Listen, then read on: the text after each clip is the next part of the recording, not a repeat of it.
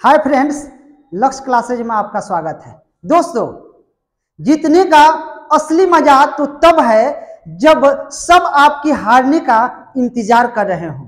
दोस्तों, आज हम लोग त्रिभुज के सूत्रों के बारे में अध्ययन करेंगे। त्रिभुज यानी ट्रायंगल।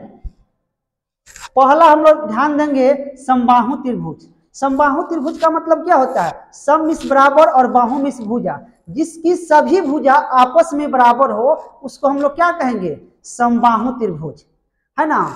इसमें तीनों भुजा आपस में क्या होगी? बराबर होगी, तो उसको हम लोग क्या कहेंगे? समबाहु त्रिभुज। और समबाहु त्रिभुज का प्रत्येक कोण कितना का होता है? 60 डिग्री का होता है। अब इसके सूत्र पर हम लोग ध्यान देंगे। समबाहु त्रिभुज का क्षेत्रफल होता है √3/4 गुने भुजा स्क्वायर होता है। 2 नंबर, समबाहु त्रिभुज की परिमिति 3 गुने एक भुजा होता है, यानी 3 गुने भुजा होता है। तीसरा, समबाहु त्रिभुज के शीर्ष बिंदु से डाले गए लंब की लंबाई होता है √3/4 गुने भुजा। अब ध्यान देंगे समद्विबाहु त्रिभुज। सममिस बराबर द्विमिस दो बाहुमिस भुजा, जिसकी दो भुजा आपस में बराबर हो उसको हम लोग क्या कहेंगे? समद्विबाहु त्रिभुज। इसमें b बराबर c, माने ये दोनों आपस में क्या है?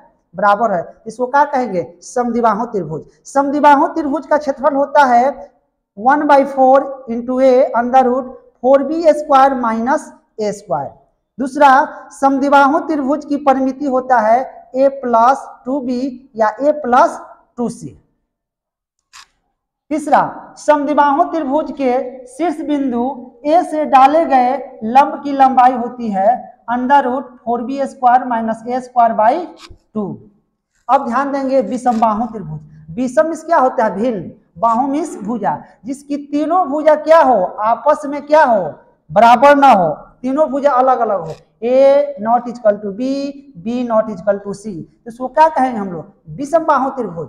विषमबाहु त्रिभुज का क्षेत्रफल होता है √s × s - a × s - b × s - c, जहां s बराबर a + b + c। दोस्तों, इसको हम लोग हीरोन फार्मूला भी बोलते हैं। 2 नंबर, विषमबाहु त्रिभुज की परिमिति होती है a + b + c, यानी किसी भी त्रिभुज की परिमिति क्या होती है? उसके तीनों भुजाओं का योग होता है। अगला ध्यान देंगे समकोण त्रिभुज। समकोण त्रिभुज यानी ध्यान देंगे समकोण त्रिभुज में वो क्या होता है? 90 डिग्री का होता है, और 2 कोण क्या होता है? आपको न्यून कोण होता है। एगो 30 का होगा, एगो 60 का होगा, या दोनों 45-45 का भी हो सकता है, यानी दोनों मिलकर ये 90 होता है, अकेले ये 90 होता है। इसको हम लोग आधार, इसको लंब, इसको कर्ण। एक ध्यान बात देंगे कि थीटा के सामने वाला क्या होता है? लंब होता है। अगर थीटा यहाँ होता ना तो लंब क्या हो जाता है? ये हो जाता। थीटा यहाँ है तो लंब ये होगा।